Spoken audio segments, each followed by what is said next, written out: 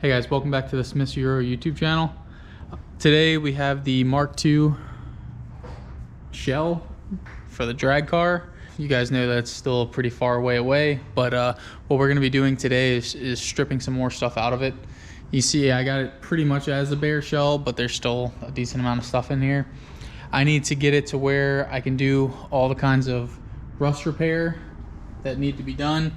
There's a little spot right there, a couple spots over here, just stuff like that that needs to be done. We got to get all of the wiring out of the car. I'm going to be cutting this whole back seat and deck out, so all this will be cut out and gone. Everything with the dash, the AC box, all that has to come out, and again, all the wiring. We're also going to be removing this back seat support, rest, whatever you want to call it.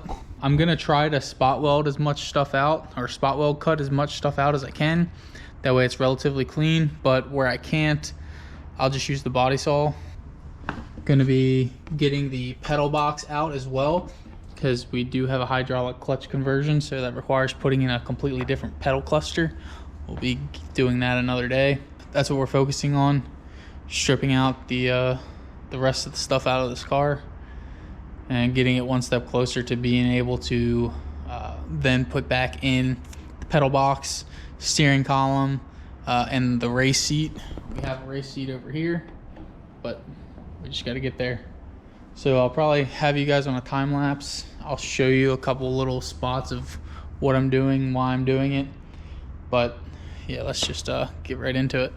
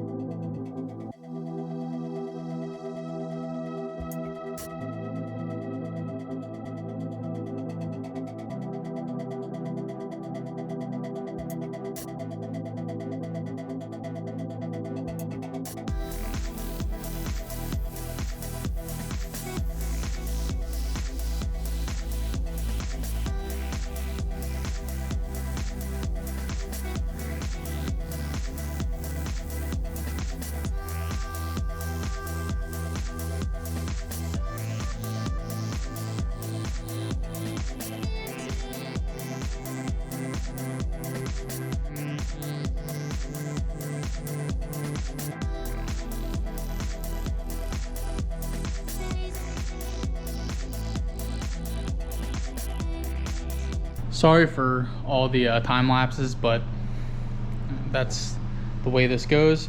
Now we've gotten the car pretty much gutted. I got the heater box out. I was having issues because a lot of times what happens is the bolts won't come out. So you see this is a stud that's actually in the box, but then the nut on the other side won't come out. So then it kind of rips it out of the box and you got to fight it. So I fought that for a little bit. My plan is to gut these boxes. I still want to retain heat and all the dash vents. The amount of weight that's in that box, I would say it's sub 50 pounds with the fan. I think it's well worth having, especially if I want to drive this on the street ever. You know, there's a lot of races that are late in the year that it's nice to have heat. So the boxes, we'll get into that another time. You can see I have pretty much everything gutted.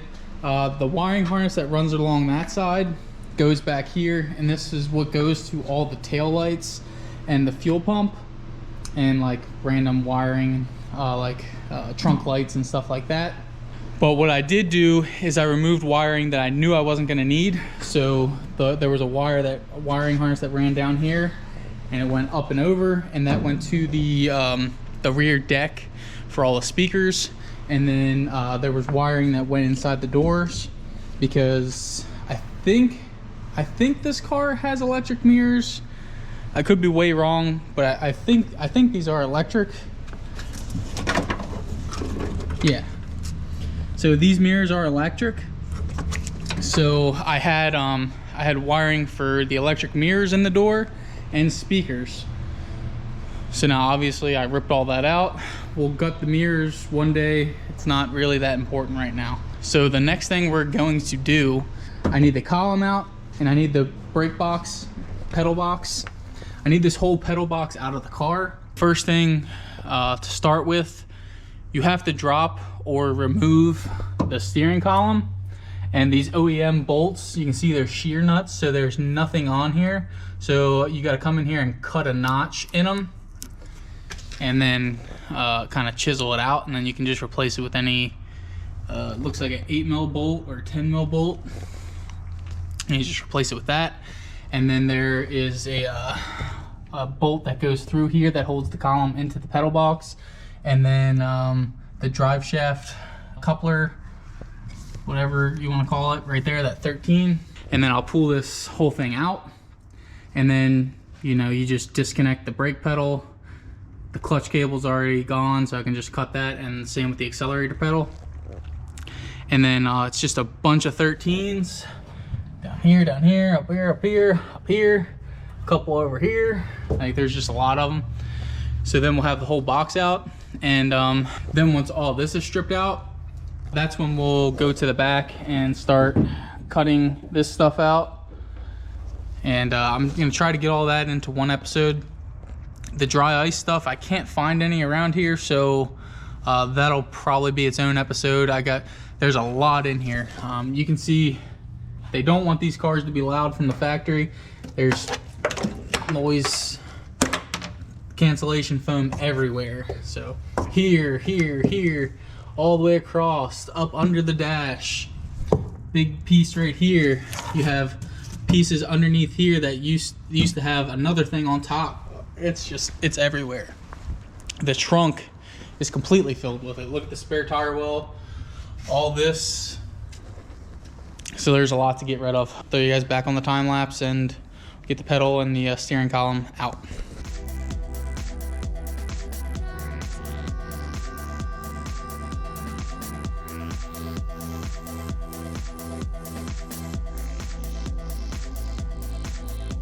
Got the pedal box and the steering column out. Here's what I was talking about with the steering column bolt. You cut a hole in it, and then you can get a screwdriver or a chisel and just unscrew it up here. And then all of the brake pedal nuts, they're all these real special locking nuts, so don't mix them up. So this is probably what most people want to see. We're going to be cutting all of this out, and we're also going to be cutting the rear seat bracket out. Now, there's probably tons and tons and tons of people that are going to say, don't do this, your car's going to fold. But I think the way I'm going to be doing it, I'm going to leave plenty of structural rigidity. This is just for the back seat and the rear speaker tray. I do not think that that is going to compromise this car in any way that's going to be significant. I will be putting a strut tower brace from there to there. If I ever hit a wall or anything or get hit from the side, that strut tower brace should basically put back all the structural rigidity that I'm cutting out. I'm mostly doing this for weight savings, obviously. I'm gonna weigh this stuff when I take it out. Now, obviously, I've gotten this car halfway stripped, so I don't have a starting point weight, which is kind of sucks. But let me show you guys how I plan to do it. Now, I'm going to be using spot weld cutters. You should have already seen me do it with the spare tire well on the Rabbit. Just have a set of these.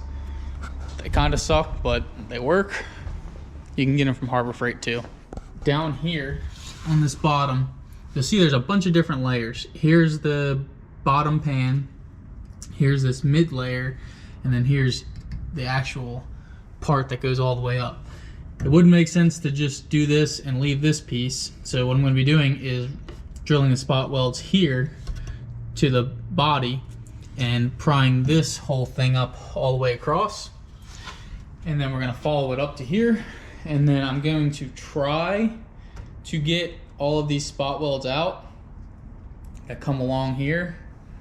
And you'll see I have my line right here. Here's one spot weld that I definitely want to leave.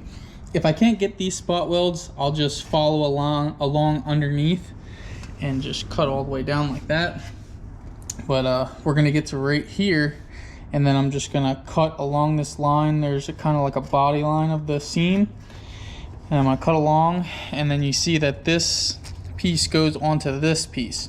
So to have the most structural rigidity back here where the window is gonna go, what I'm gonna do is just cut along here with my body saw. Just cut all the way down, you know, all the way across to the other side. And then this whole piece should come out as one unit. We'll weigh it as best I can, and that'll take care of this one. Down here, this one's gonna be the real tricky one, because this one is a ton of spot welds. So you see over here, right there, over there, and then they kind of go all along the front edge, and then all the way across here. But yeah, this is gonna take out a bunch of weight and a bunch of space. It just will make everything more ergonomic, I guess. Everything will be easier to lay out in here from now on, and then that much easier to cutting out whatever else I plan to cut out. So yeah, guys, let's get into this. You have to kind of look for all the spot welds. They're not gonna find, you know, reveal themselves really. You kind of look across, trying to find a good area to show you. Here's a decent area. So you'll be able to see like ripples in the sheet metal. You see there's a ripple there, there's a ripple there. Now these are the spot welds, and that's the easiest way to find them. Or wire wheeling, and you'll be able to see the same stuff. And then you just get a nice sharp punch, and you punch every single one of those holes dead in the center. Hit them as hard as you possibly can. Get a nice spot to where the center spot weld cutter will be able to stay in there, and it won't walk. That's the hardest part with these, is having the blade basically stay centered. It's just gonna be a lot of that. Fortunately, it'd be more time lapse for you guys, but you should be able to see this pretty bare today. Let's get into it.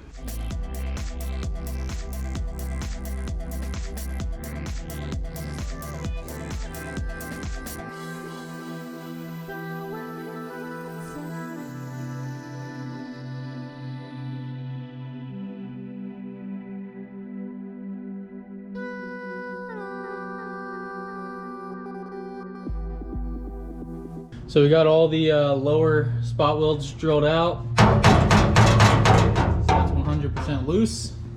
And I think what I decided, I was going to try to spot weld, cut these out, but it's so intricate to get a drill in here with the spot weld cutter. It's gonna be a real pain, and then you have to grind it. It's just a lot of extra work. So I already have to cut along this edge where the panels meet all the way across. So since I got to do that, if you look underneath, you can kind of do the same thing in here. Follow along down to there, and make a nice clean cut that way.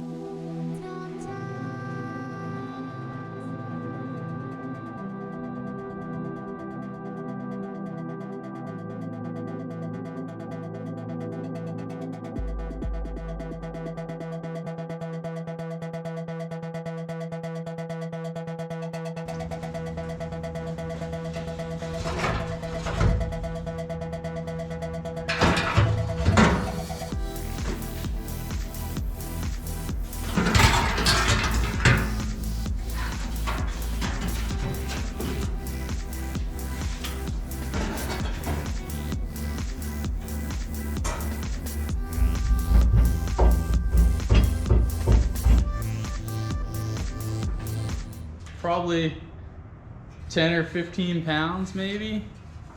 It's not crazy. Is it worth doing?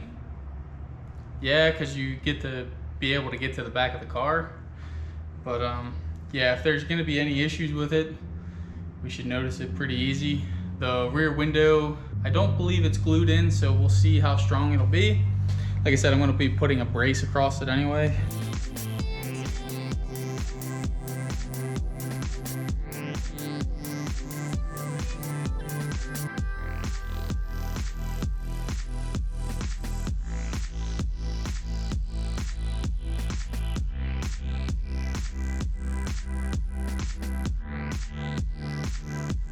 So a lot of work, a lot of drilling later.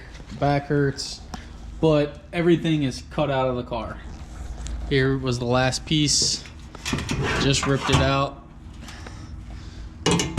So now never have a back seat that can go back in. This is actually pretty heavy on its own, so I'll definitely be adding in a harness bar, not a roll bar, but a harness bar. It'll probably go, you know, up here where the seatbelt bolts are. It'll be coming off of here down to the chassis and around for the harness. So what I'm going to do now, guys, is just clean it up, give you guys one final look at it, totally done, and then talk about the rest of the plans with the car. I did grind all the spot welds down. So what I'll be doing, I'm not gonna record it, but I'm gonna primer over those areas with red primer, and any spot where I went through, I'll just re-seam seal it. But yeah, guys, I'm extremely happy.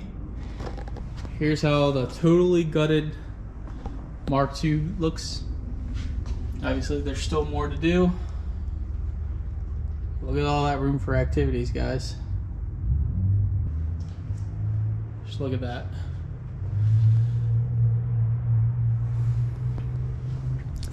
And the scale is actually dead, so I can't measure the weight of that stuff, but I will, and add it into the video in the description. So yeah, if you guys like what you saw today, give me a like, comment, and subscribe.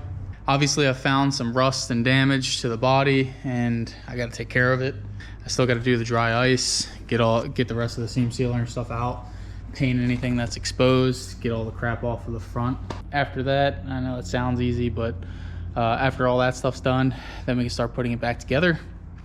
And what we'll do first is we will be putting in the Corrado pedal assembly. We'll be putting in the O2J shift box, and we'll also be mounting in the bucket seat. And then that'll kind of set the interior up, and that's where we'll leave it for now. And then we'll get into swapping the gas tank out, swapping all the brakes in the rear end to the discs, and swapping the front end with the Mark III subframe. I have it right here. We'll you guys should have saw that in the video, but we'll get to it. So yeah, guys, like I said, thanks for watching, and see you guys in the next one.